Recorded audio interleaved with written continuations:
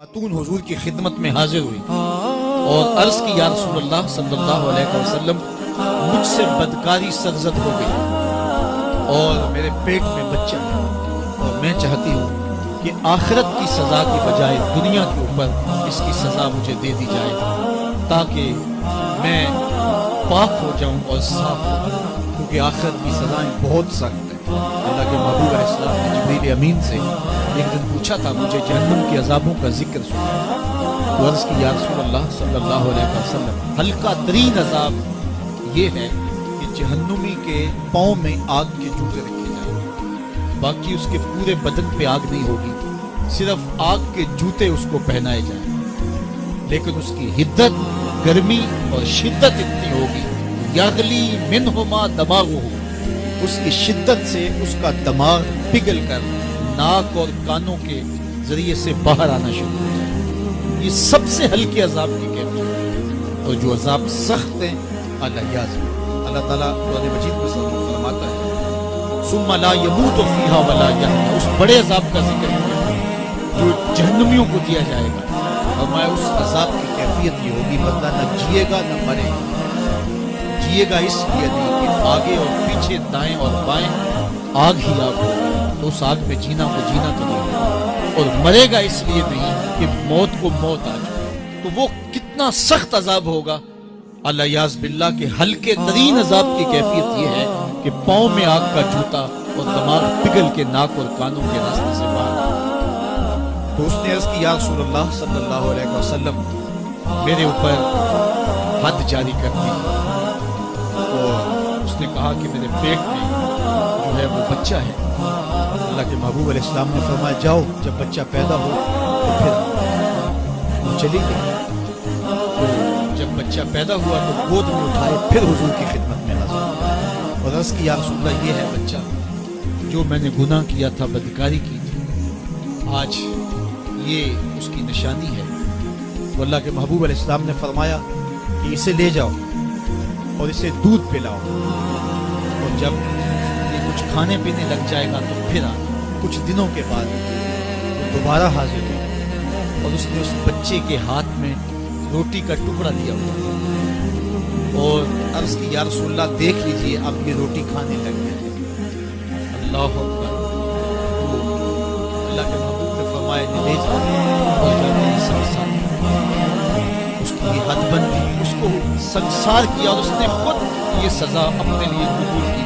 ये बात ज़हन नशीन कीजिए कि ये वो लोग थे कि जिनसे कभी कोई गुनाह सरज़द हो जाता तो वो जल्द तौबा करते, और उसकी बड़ी से बड़ी हद और सजा भी होती तो वो भी काटने के लिए तैयार हो जाते। मैं और आप देखें कि हमारी जिंदगी में अगर गुनाह है और हमें सच्ची तौबा की तौफीक भी नसीब नहीं है और आइंदा ना करने का अज़्म मुसम्मम हो, पक्का इरादा हो कि ये गुनाह जिंदगी में दोबारा नहीं करूंगा, अलग बात है कि फिर दोबारा उससे सरजद हो जाए। लेकिन जब वो तौबा कर रहा हो तो उस वक्त उसका पुख्ता आज़म हो और उसके दिल के किसी गोशे में ना हो कि चलो मैं तौबा कर देता हूँ, फिर हो गया तो फिर कर लूंगा। पक्का आज़म हो कि दोबारा ये गुनाह नहीं हो। और अगर जुबान से तौबा तौबा कर रहा हो और दिल में हो कि ठीक है, ये तो सुबह भी मुझसे अमले बद सरजद होना है, तो अल्लाह ताला से ये मजाक करने वाली बात है। और अल्लाह ताला से जो मजाक करता है वो कहाँ खड़ा है, वो खुद सोचे। वो क्या किसी ने कहा था कि तौबा की, फिर तौबा की, फिर तौबा करके तोड़ दी, मेरी इस तौबा पे तौबा तौबा तौबा करो। तो ऐसी तौबा नहीं है कि जो रस्मन किसी मजलिस में चले गए, किसी इज्तिमा में चले गए तो सब लोगों ने तौबा तौबा की तो वो भी तौबा तौबा करता रहा, लेकिन उसका अज़्म मुसम्मम पुख्ता इरादा नहीं था गुनाहों को छोड़ने का। तो ये तौबा नहीं, ये मजाक है। इसलिए अल्लाह के हुजूर सच्ची तौबा ये है कि माँ कबल के गुनाहों से, अरे मिट्टी के घरौंदे पाँव पे बनाता है और उन्हें मिस्मार कर देता है। वो कभी आपने देखा होगा कि बच्चे रेत में अपना पाँव रख करके ऊपर से रेत थपक लेते हैं और फिर पाँव होले से निकाल लेते हैं, बच जाए तो बड़े खुश होते हैं, और जब खेल खत्म हो जाते हैं तो उसे गिरा देते हैं अपने हाथों से। बेलोल भी इसी शुगल में लगा हुआ है। बेलोल ये काम कर रहा है, गिरौंदे बनाता है, गिराता है, गिरौंदे बनाता है, गिराता है। बादशाह गुजरा, पूछा बेलोल क्या कर रहे हो? हंस के कहा, जन्नत के मकान बना रहा हूँ। کہا بیچتے ہو؟ ہاں بیچتا ہوں. کتنے کا؟ 10 روپے کا, سیل لگائی ہوئی ہے. بادشاہ مسکرا کے گزر گیا. دیوانہ ہے, مجنوں ہے, اپنی موج میں لگا ہے. پیچھے سے ملکہ زبیدہ بھی آ رہی تھی. اس نے بھی دیکھا. کہا بہلول کیا کر رہے ہو؟ کہا جنت کے مکان بنا رہا ہوں. کہا بیچتے ہو؟ ہاں 10 روپے کا بیچتا ہوں. 10 روپے بادشاہوں کے لیے کیا ہوتے ہیں؟ 10 درہم نکالے, اس کو دیا, اس نے دریائے دجلہ میں پھینک دی. فقیر اتنی دیر تک فقیر نہیں بنتا. داتا صاحب فرماتے جب تک مٹی کا ڈھیلا اور سونے کی ڈلی اس کی نظر میں برابر نہیں ہو جاتا. اور ایک مکان کے گرد, ایک وہ گھروندے کے گرد دائرہ لگایا. کہا یہ تیرا ہوا. ملکہ گزر گئی. بادشاہ بھی چلا گیا. شام کو اپنے محل میں پہنچے. بادشاہ سویا, منظر جاگا کہ حشر کا دن ہے, پھر جنت کا منظر ہے. جنت میں بڑے بڑے خوبصورت مکان ہیں. ایک مکان تو بڑا ہی اچھا لگا, تو جی چاہا کہ اس مکان کو دیکھوں. تو جب قریب گیا تو دروازے پہ لکھا تھا ملکہ زبیدہ. شوق سے آگے بڑھا تو دربان نے روک دیا. کہا یہ ملکہ کا ہے. کہا وہ میری ہی ملکہ ہے. کہا دنیا کے ضابطے اور ہیں, آخرت کے ضابطے اور ہیں. بادشاہ کی آنکھ کھل گئی, بے چین ہو گیا. ملکہ کو بیدار کیا. کہا تو کون سا نیک عمل کیا ہے؟ میں نے جنت میں تیرا یوں مال دیکھا. ملکہ کہنے لگی وہی معمول کی نمازیں, وہی سب کچھ, کوئی نیا کام تو میں نے کیا نہیں. ہاں یاد آیا, کل گزر رہی تھی, دجلہ کا کنارہ تھا, وہ جسے لوگ مجذوب کہتے ہیں, وہ جو دیوانہ کہلاتا ہے, وہ بہلول, وہ جنت کے محل کہتا تھا, وہ بنا رہا تھا. میں نے کہا چلو کوئی بات نہیں, فقیر ہے, 10 روپے کیا ہوتے ہیں. تو میں نے 10 روپے کا ایک محل خریدا تھا. بادشاہ سر پکڑ کے بیٹھ گیا. وہ تو مجھے بھی کہتا تھا. میں دیوانے کی بات سمجھ کے گزر گیا. اگلے دن بادشاہ قصدن گزرا. جب قصدن گزرا نا تو دل دھڑک رہا تھا کہ کہیں مجذوب پھر آج مل جائے اور اسی موج میں ہو تو کام بن جائے.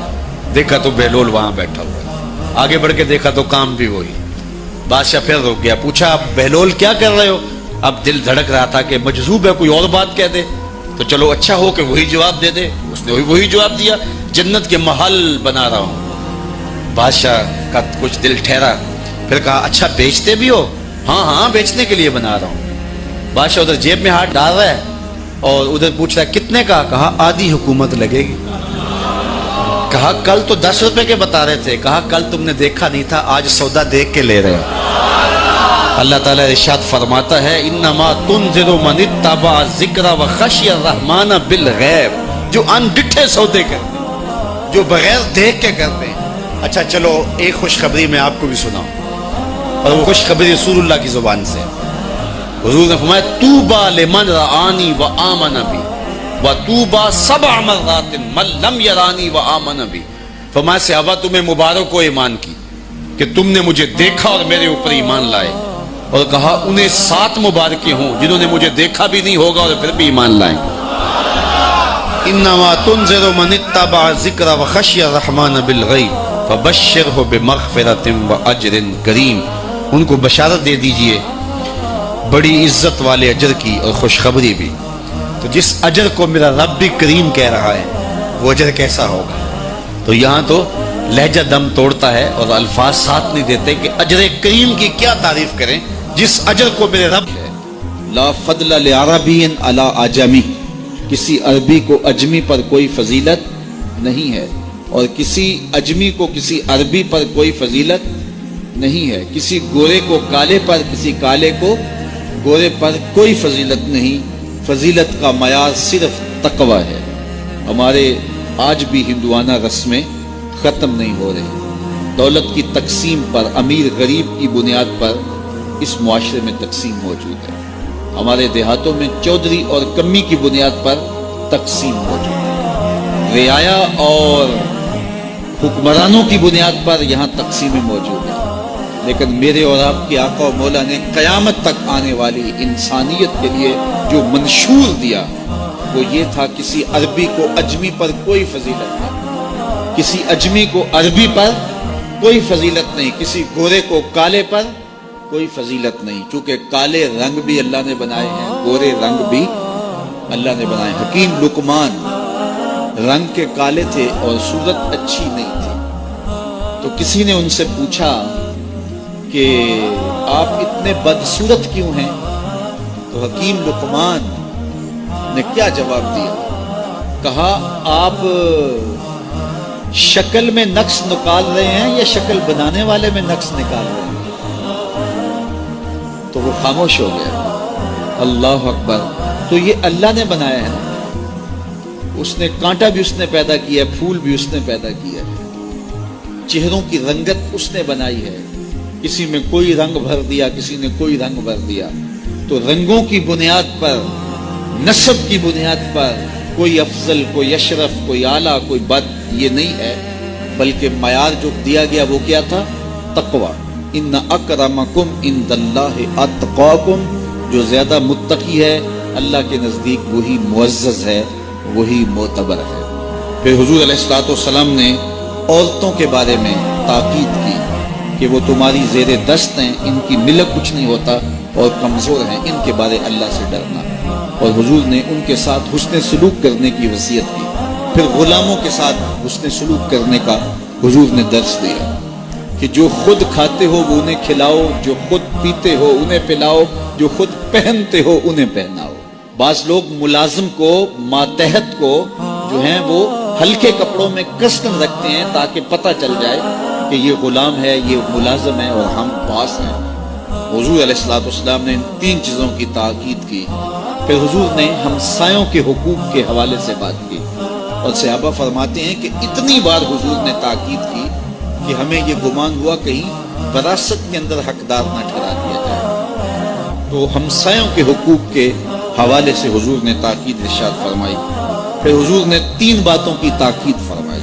پہلی بات, عمل میں اخلاص پیدا کرو, کیونکہ عمل کا خلوص ہی قبولیت کا سبب و ذریعہ ہے.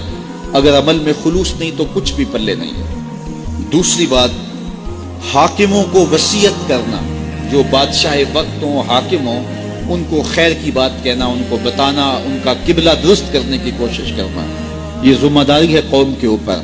تیسری بات حضور نے یہ وصیت فرمائی, لزوم و جماعت المسلمین, مسلمانوں کی جماعت سے الگ نہ ہونا, الگ الگ ٹولیوں میں نہ بٹنا, لابیاں نہ بنانا, گروہ بندیاں نہ کرنا, جماعت کے ساتھ جڑ کے رہنا, فرقہ بندی سے بچنا اور جماعت وحدہ کا ساتھ دینا. حضور نے فرمایا اتبعوا السواد الاعظم فانه من شذ شذ فی النار. جو بڑی جماعت ہے, سواد اعظم ہے, ان کے ساتھ رہنا, جو ان سے بچھڑ گیا وہ جہنم میں ڈالا جائے گا. در ماہی دا چھوڑی ناہی, نہیں تے ہو جاویں گا روگی, جیڑی بکری اجڑوں وچھڑی او بگیاڑا جوگی. اس لیے لزوم و جماعت المسلمین, مسلمانوں کی جماعت کے ساتھ قائم رہنا. پھر حضور علیہ الصلوۃ والسلام نے فرمایا, اے امت مسلمہ, میں تمہیں لاوارث نہیں چھوڑ کے جا رہا, میں تمہارے اندر 2 بھاری چیزیں چھوڑ کے جا رہا ہوں, اور اگر تم ان کو مضبوطی سے تھام لو گے, میں ضمانت دیتا ہوں تم کبھی بھی گمراہ نہیں ہو. ایک اللہ کی